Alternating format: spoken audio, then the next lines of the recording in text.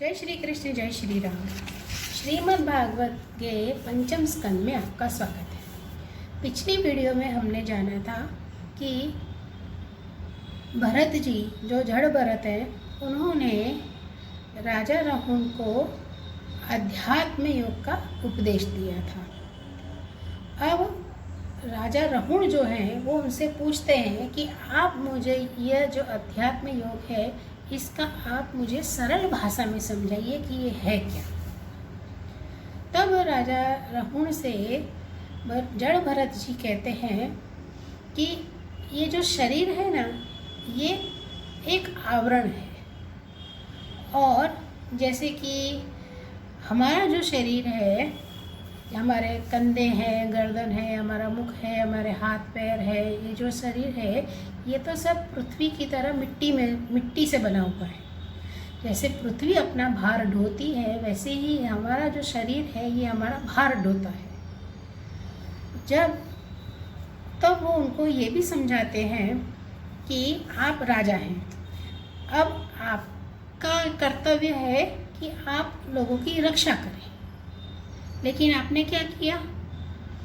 तो राजा राहुल कहते हैं कि क्या किया कि आप, तब जड़ भरत जी बताते हैं कि आपने कहारों को कहा कि आप मेरा बोझा उठाओ।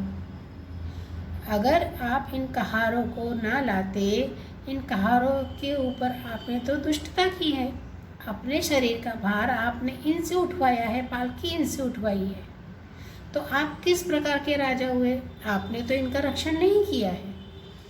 तो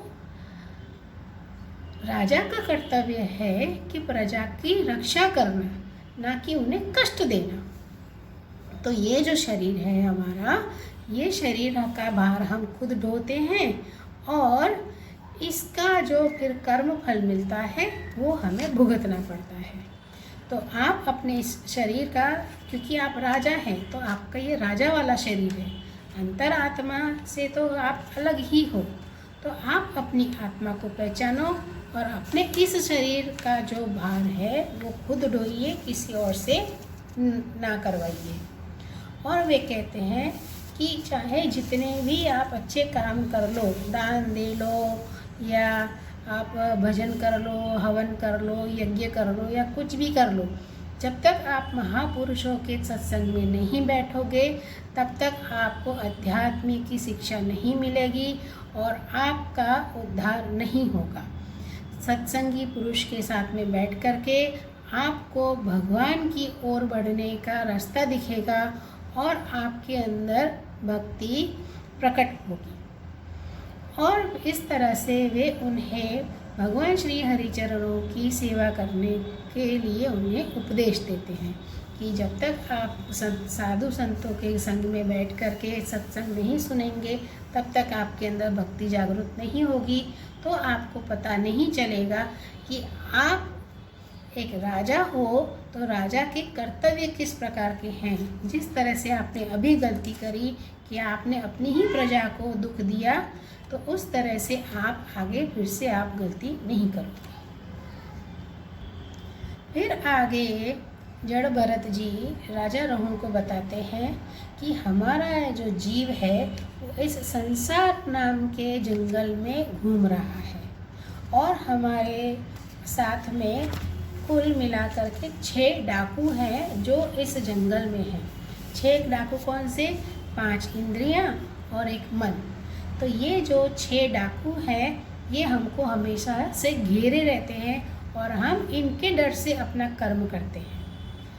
और जैसे कि समझिए कि हम अपनी 5 इंद्रियों के बताए हुए रास्ते से और हमारे मन के बताए हुए रास्ते से ही तो हम काम करते हैं। जैसा वे कहते हैं वैसा हम करते हैं, जैसी हमारी इंद्रियां कहती हैं वैसा ही हमारा शरीर वो काम करता है। हमारे मन हमारा जैसा कहता है वैसा हम लोग वो काम करते हैं, हमारी आत्मा वही काम करती है। तो वो बताते हैं कि ये जो 6 डाकू हैं इनके डर से हम काम करते हैं। तो सबसे पहले हमें इनसे विरक्त होना है, इनसे आसक्त नहीं रहना है। जड़ भरत जी कहते हैं कि हम इस भगवान की रची हुई माया में, इस संसार में इस तरह से फंस जाते हैं कि हम भगवान को ही भजना भूल जाते हैं। हम औरों से द्वेष रखना शुरू कर देते हैं, लोगों से द्वेष भाव रखते हैं।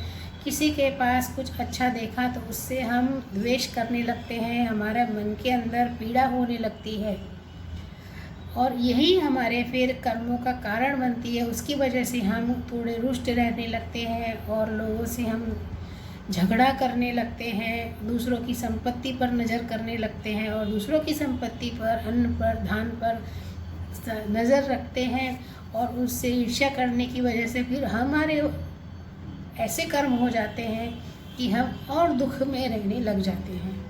तो कहते हैं कि ये सभी प्रकार की माया से छूट करके, इन सभी प्रकार की माया बंधनों से छूट करके अपने आप को भगवान श्री हरि के चरणों में समर्पित कीजिए।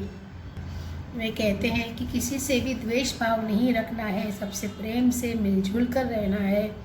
हर एक व्यक्ति, हर एक मनुष्य अपने प्रारब्ध में लिखे हुए कर्मों के हिसाब से फल भोगता है, लेकिन अपने किए हुए फलों को भी वो खुद यहीं पर ही भोगता है। तो ऐसे कर्म करें जिससे कि हमें उनका फल अच्छा प्राप्त हो, हमें भगवत भक्ति प्राप्त हो, हमें मोक्ष पद प्राप्त हो।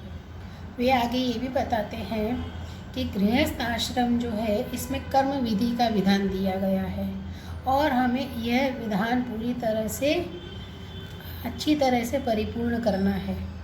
कर्म विधि का विधान कोई पहाड़ चढ़ने से कम नहीं है, ये एक कठिन काम है, ये कठिन कर्तव्य है जो हमें निभाना है, लेकिन इसे हमें सभी चीज़ों से विरक्त रह करके, किसी में भी आसक्ति ना रख करके और हमें अपने कर्म विधि का विधान संपूर्ण तरीके से परिपूर्ण करना है और अपने इस जीवन में एक लक्ष्य को जो हमें साधना है और वो है प्रभु की भक्ति पाना और मोक्ष पद प्राप्त करना। जड़ भरत जी आगे बताते हैं कि ये जो काल चक्र है वो भगवान विष्णु का ही आयुध है, कोई इससे नहीं बच सकता है। काल चक्र घूमता रहता है, चाहे वो बच्चा हो या जवान हो या बूढ़ा हो या मनुष्य हो या जानवर हो या कोई भी हो, सबका काल चक्र चलता ही रहता है, वो किसी को भी नहीं छोड़ता। वो बताते हैं कि हमने क्या किया, हमने इस काल चक्र धारण करने वाले भगवान विष्णु को छोड़ करके और अन्य लोगों की ओर हम आसक्त हुए, मनुष्य पाखंडियों के झमेले में पड़ गया और फिर उनके दिए हुए बताए हुए रास्ते पर चल करके और उसने अपने जीवन को और भी नष्ट कर दिया। इन पाखंडियों के रास्ते पर ना चलें, सत्संगियों का साथ लें, उनसे ज्ञान प्राप्त करें, सत्संगियों का सत्संग सुने, भागवत कथा सुने और भगवान की भक्ति करें और फिर उनके ही चरणों में मोक्ष पद प्राप्त करें। और फिर आगे बताते हैं कि गरुड़ जी की होड़ कोई मक्खी नहीं कर सकती है, उसी प्रकार से जड़ भरत जी का जो चरित्र है उनके साथ में कोई उनकी होड़ नहीं कर सकता है। और सुखदेव जी महाराज यहाँ पर कहते, वो मैं पढ़ के बताती हूँ। भरत के पवित्र गुण और कर्मों की भक्तजन भी प्रशंसा करते हैं।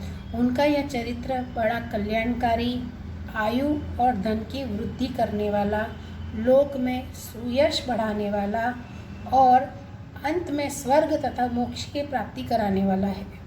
जो पुरुष इसे सुनता या सुनाता है और इसका अभिनंदन करता है, उसकी सारी कामनाएं स्वयं ही पूर्ण हो जाती हैं, दूसरों से उसे कुछ भी नहीं मांगना पड़ता। इस तरह से यहाँ पर सुखदेव जी महाराज ने भरत जी का चरित्र बताया है। आगे की कथा में भरत जी के वंश के बारे में कुछ वर्णन दिए हैं। भरत जी के पुत्र का नाम था सुमति, सुमति की पत्नी का नाम था बुद्धसेना और सुमति और बुद्धसेना के पुत्र का नाम था देवताजित। देवताजित की पत्नी का नाम था असुरी और उनके पुत्र का नाम है देवद्युम्न। देवद्युम्न की पत्नी का नाम है धेनुमति और उनके पुत्र का नाम है परमेष्टि।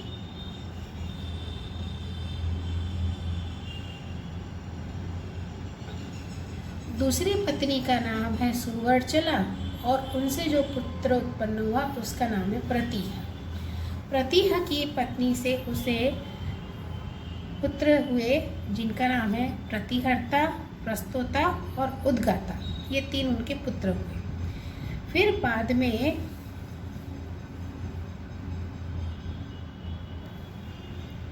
प्रतिहर्ता की पत्नी का नाम तस्तुति और उनके गर्भ से उनके 2 पुत्र हुए जिनका नाम है अज और भूमा। भूमा के देवकुल्या से उद्गीत और उसके देवकुल्या से प्रस्ताव और प्रस्ताव के नियुत्सा के गर्भ से विभु नाम का पुत्र हुआ। विभु के रति के उदर से पृथुषेण, पृथुषेण के आकुति से नक्त और नक्त के ध्रुति के गर्भ से उदार कीर्ति। राजर्षि प्रभा का गय उदार कीर्ति राजर्षि प्रभा गय का जन्म हुआ। महाराज गय ने प्रजा के पालन पोषण के लिए कई यज्ञ अनुष्ठान करवाए और वे भक्ति भाव वाले राजा थे। कहते हैं कि राजा गय के बारे में गाथा गाई जाती है कि अपने कर्मों से महाराज गय की बराबरी और कौन राजा कर सकता है। वो एक महातेजस्वी राजा थे। आगे कहते हैं कि महाराज गय के चित्ररथ, सुगति और अवरोध नामक 3 पुत्र हुए। उनमें चित्ररथ की पत्नी उर्षणा से सम्राट का जन्म हुआ। सम्राट के उत्कला से मरीचि और मरीचि के बिंदुमती से बिंदुमन नामक पुत्र हुए। उसके सरधा से मधु, मधु के सुमना से वीरव्रत और वीरव्रत के भोजा से मंथु और प्रमंथु नाम के 2 पुत्र हुए। उनमें से मंथु के सत्या के गर्भ से भौवन, भौवन के दूषणा के उदर से त्वष्टा, त्वष्टा के विरोचना से विरज और विरज के विशुचि नाम की भार्या से सत्यजित आदि 100 पुत्र और 1 कन्या का जन्म हुआ। विरज के विषय में यह श्लोक प्रसिद्ध है कि जिस प्रकार भगवान विष्णु देवताओं की शोभा बढ़ाते हैं उसी प्रकार इस प्रियव्रत वंश को इसमें सबसे पीछे उत्पन्न हुए राजा विरज ने अपने सुयश से विभूषित किया है। अब तक हमने भरत वंश के बारे में जाना। एक बात मुझे ये थोड़ा मन में ये भाव आया कि हमने मुगलों के वंश के बारे में जाना कि भी किसके बाद कौन राजा हुआ, कौन मुगल आया। अगर हम अपने शास्त्रों को खोल करके देखें तो कितने कितने वंशों के बारे में, कितने कितने राजाओं, महर्षियों के बारे में, उनके वंशजों के बारे में लिखा हुआ है। कृपया ये सब ज़रूर पढ़िए। अगर ना पढ़ सके तो अगर कोई कहता है तो वह ज़रूर सुनिए।